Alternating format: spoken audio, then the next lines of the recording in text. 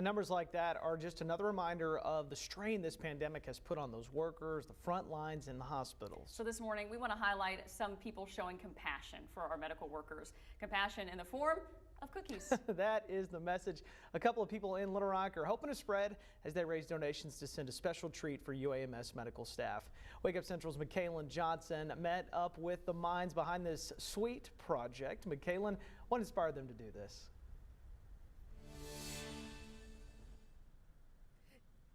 Good morning, Hayden and Amanda. You know, Kathy Wells and Gary Wheeler, they decided to do this for UMS medical staff after just hearing firsthand accounts of how exhausted and overwhelmed these medical staff people are. And they thought to themselves, you know, what can bring a smile better than a chocolate chip cookie?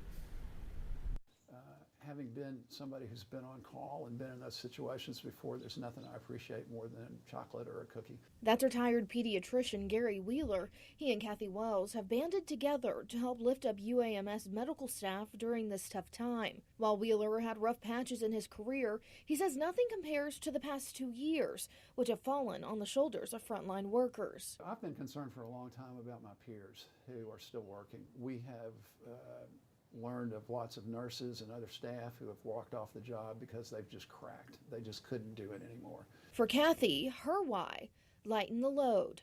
I need medical care. I receive medical care. I have my vaccination and booster to try and stay out of their hands while they are overwhelmed.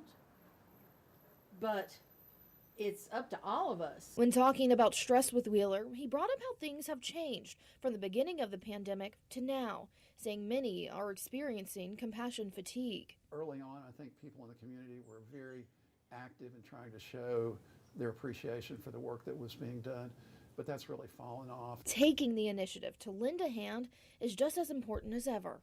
I would say that we have made a good beginning, but since those 18,000 cookies at $7.95 a dozen are going to cost us several $1,000s. We have a ways to go yet. They hope their project inspires others to keep compassion alive at a time we could all use it. And if you'd like to donate and help them out, we'll be posting more information about how you can donate to the Cookie Project on our website, thv-11.com. And Kathy and Gary tell me that once they find success with this project in this facility, they're going to step back and they're going to try and help others. Michaelan Johnson in Little Rock, back to you.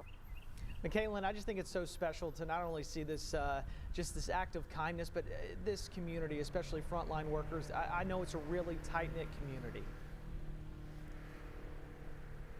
Absolutely. And you know, I thought it was really cool how Gary mentioned compassion fatigue, because this pandemic has been going on for 2 years now. And so I feel like what he said is very true. And not only does he hope that people donate to this cookie project, he hopes they imitate it as well. An act of kindness goes a long way. Michaelan Johnson reporting for us. Thank you so much.